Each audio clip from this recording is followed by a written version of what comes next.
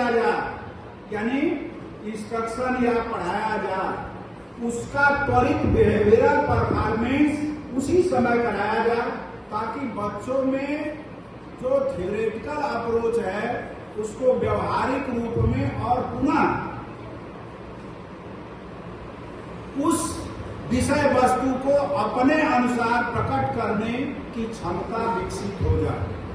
बस ये मुख्य जो उद्देश्य होता है कि किसी कार्यशाला में संगोष्ठी से अलग, संगोष्ठी में केवल विचार प्रवाह होता है तो सही होती है, लेकिन कार्यशाला में उस विषय का तुरंत कार्य रूप दिया जाता है। ठीक है, तो इस रूप में आप लोगों को तैयार होना चाहिए और इसके पहले आप लोग सूक्ष्म शिक्षण यानी माइक्रो टीचिंग और इससे संबंधित विषय वस्तु के संबंध में अच्छी तरह से परिचित हो चुके होंगे, जैसा कि मैं जानता हूं और परिचित कराया भी जा चुका है। इसके पहले 2-3 स्किल पर बातचीत भी आप लोगों का कार्यशाला का आयोजन भी हो चुका है। तो इस संबंध में आप लोग की क्या करना है, कैसे करना है, उस पर जाने का कोई औचित्य नहीं है। और विषय वस्तु एक कि जैसा आप लोग जानते हैं कि 2 तरह के हमारे पाठ नियोजन होते हैं। पाठ नियोजन में 2 तरह की भाव होते हैं। एक होता है सूक्ष्म, जिसको माइक्रो कहते हैं, और एक होता है माइक्रो। तो ये माइक्रो और माइक्रो का जो विभाजन है वह पढ़ने पढ़ाने के कंटेंट, पढ़ने पढ़ाने वालों का प्रतिभाग, शिक्षण यानी टीचिंग ड्यूरेशन,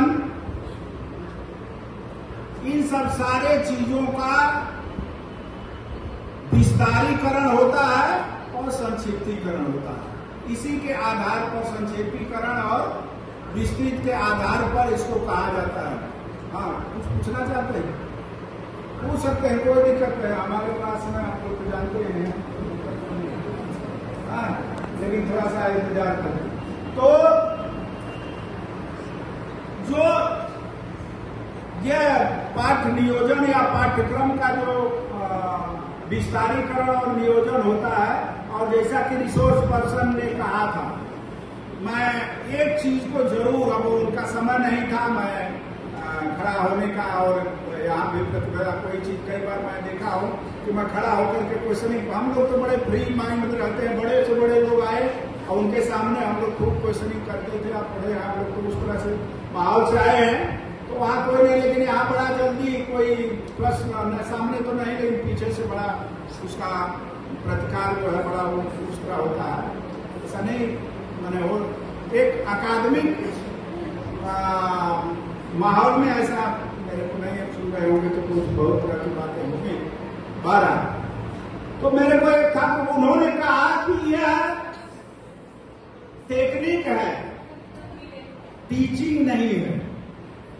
आप समझ लीजिए, लेकिन मैं दावे के साथ इतना कह सकता हूं, और भाई कहे होंगे कि जिन्होंने इसको इजाद किया है वह टेक्निक शब्द का प्रयोग कहीं नहीं किया। Skill down teaching which is use in training, ये शब्दावली ध्यान दीजिएगा। अब टेक्निक और टीचिंग में अंतर है।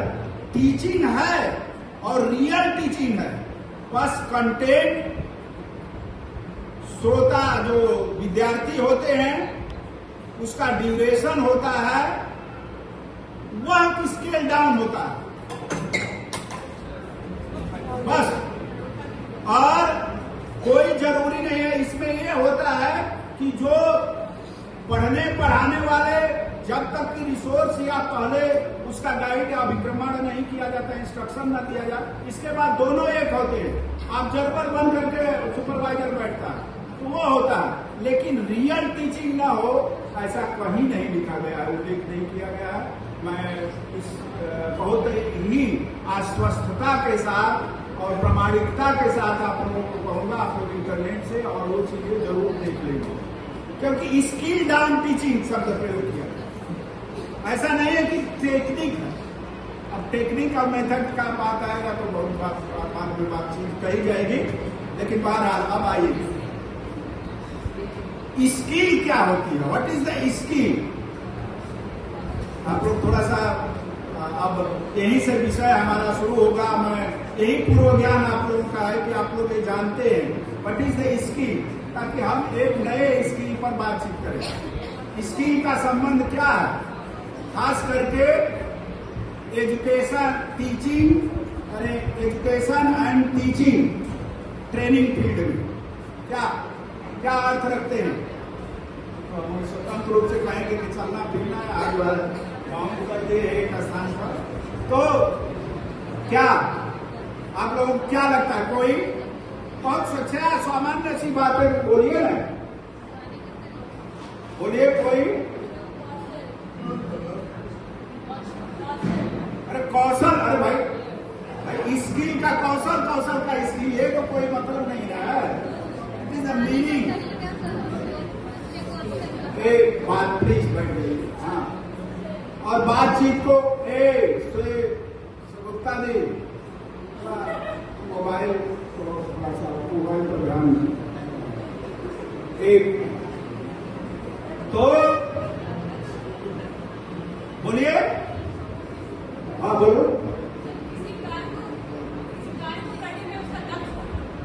हाँ चलिए बढ़िया। देखिए, या प्रवीणता या कुशलता या दक्षता किसी कार्य करने में एक विशिष्ट योग्यता की प्राप्ति कुशलता कहलाती है। उस व्यवहार की कुशलता कहलाती है पर्टिकुलर। अब एक कुशलता, अरे लिखने की कुशलता होगी तो उसको एक्सप्रेशन की कुशलता नहीं करेंगे, वो पर्टिकुलर व्यवहार या व्यवहार की निपुणता, दक्षता या कुशलता कहलाती है। ये बात समझ रहे हैं।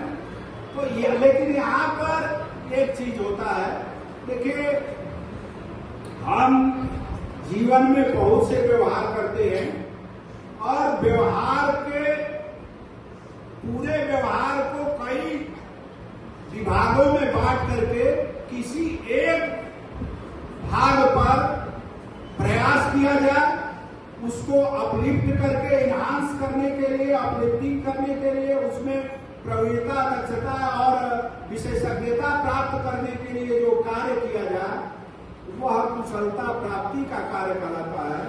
और जो प्राप्ति होती है, उपलब्धि होती है, वो कुशलता कहलाता है, स्किल कहलाता है, पर्टिकुलर व्यवहार के अर्थ में या उस व्यवहार के भाग के अर्थ, उसकी कुशलता कहलाएगी।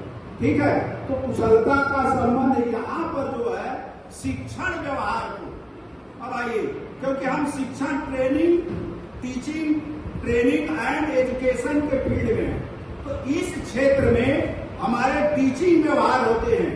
हमारा जो शिक्षण व्यवहार है, उस शिक्षण व्यवहार के व्यवहार क्या होता है, बहुत प्रकार का होता है, डिफरेंस टाइप का होता है। हम एक ही शिक्षण में कभी प्रश्न पूछते हैं, कभी एक्सप्लेन करते हैं, कभी अंडरस्टैंडिंग लेवल जानते हैं, इवेल्युएट करते हैं, जज करते हैं कि हमारा जो इनपुट है उससे आउटपुट निकल रहा है कि नहीं, मैंने आप प्राप्त कर पा रहे हैं, उससे लाभान्वित हो पा रहे हैं या नहीं हो रहे हैं तो कितना हो रहे हैं।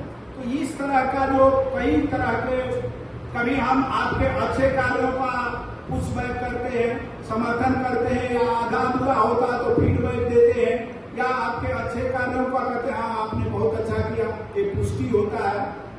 ठीक है, तो ये सब चाहे इस तरह के पूरे व्यवहार को और व्यवहार के एक भाग को क्या कहलाता है, एक भाग पर कार्य करने को स्किल डेवलपमेंट। यहाँ पर जो स्किल कौशल की बात होगी, जैसे हमारा क्वेश्चनेयर, एक्सप्लेनिंग है, लेक्चरिंग है, रीइंफोर्समेंट है, इलिस्ट्रेशन है, ये सारे क्या है, एक ही शिक्षण व्यवहार के भाग हैं। और जो हम एक साथ जब पढ़ाने लगते हैं